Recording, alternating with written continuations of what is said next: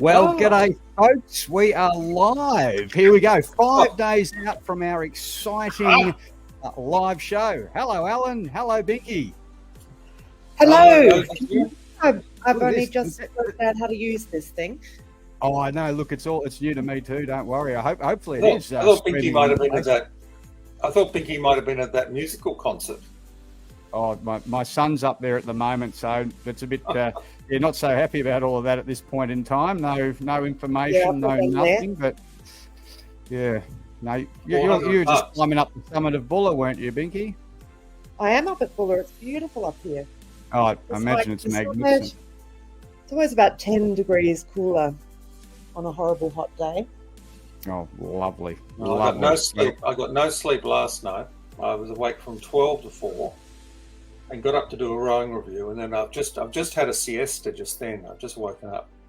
Well, I did notice one of your reviews coming through at some ungodly hour. Probably are. That's exactly right. Well, that's why. Well, look, let's get into it. We're not going to speak too long. This is just more of a trial run of the technology to see that it works. I can see there's people watching, so that's a good start.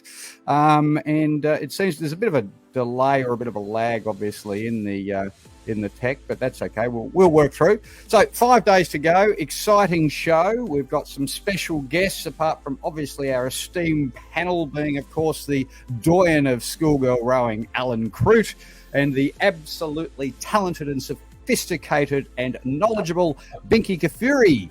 So, look, a couple of days to go. Alan, before we go on too much longer today, have you got any sort of updates on the water situation at the Barwon, and is there backup plans, etc., without being too alarmist or concerned, of course? Well, I know they're rowing on it because one of my group members, who's a Geelong-based mum, replied to another member this morning saying they're rowing on it, so that's positive. And I'm very pleased they've got a backup plan. So if they've got a backup plan, the major thing would be to move all the... Well, they haven't erected the tents and things yet, have they? So that would be the issue. The major problem, obviously, is accommodation. I had one family who would be out of pocket over $1,000 just for accommodation and booking a restaurant down there. Mm. She's been talking to me about that, so she's been quite frustrated. Look, the only problem about taking the water sample tomorrow is that it's obviously going to be hot again. So what's that water sample going to be compared to later in the week? I don't know. I don't know enough about it. But they seem to be reasonably organised, and it was a very good document they produced on the rowing homepage. You know, that explained I saw that. Paragraphs. Yeah, it looks like they've got good backup. Oh, they're certainly across it. They've got clear guidelines. They have a backup plan. I think they'll do everything they can to hold it at the Barwon if they can. They had back in 2016. They had the same problem, and they just had, boat sanitisation and signs around that to ensure that everyone was aware of the issue and no one, went swimming. Don't drink the water, whatever. But look, they've got to have safety first, I suppose, and health and safety of the athletes is the number one priority. Unlike the pitch festival. Yeah.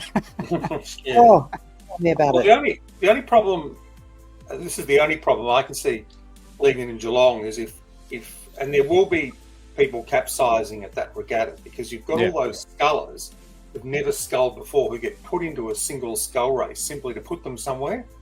You know what it's like. And if, for instance, one of them does end up in hospital sick, and it's a story, you will get some TOE principles like we did back in 2020. But then again, I've just looked at the weather for Ballarat, and it's going to be strong southerlies, and you could sink half the junior fleet. I don't know. So you're better off putting up with a bit of blue-green algae than a Ballarat on a windy day, aren't you? I don't know. Yeah. Anyway, well, look, 5 minutes. I think that's enough, isn't it? We've sort of covered off all we need to for now. We've seen that the technology sort of works, and 5 days out from our exciting, motivational preview of the head of the Schoolgirls. I don't know how we're going to keep you down to 2 hours, though, Alan. That's going to be the challenge. Oh no, I can be talked out very quickly. If it's 30, I'm upstairs in the study here, Guy, and it's about 45 knot out. Yes, well, And I I was just can- up in I the can- home gym on the old treadmill, and it's about. I reckon I could poach an egg in the on the windowsill in there, but Well, I'll I'm say just- it once again. It's beautiful at Mount Buller. it We walked would be. right to the top Would of be. the summit. It was just glorious. yeah. We're all missing No, The no, only- I'm very The envious. only beef I've got at the moment is there's a few too many double entries ahead of Schoolgirls for my liking, and I'm hopefully going to see some scratchings earlier in the week, so that's rectified. I'm not too. There's a few that. Well, there's one or two that are sort of unavoidable, but there's 2 or 3 which aren't. So I'd like to see that fixed up. But apart from that, I feel a bit sorry for the parents who are getting more stressed than normal. I mean, it's stressful enough as it is at Schoolgirls.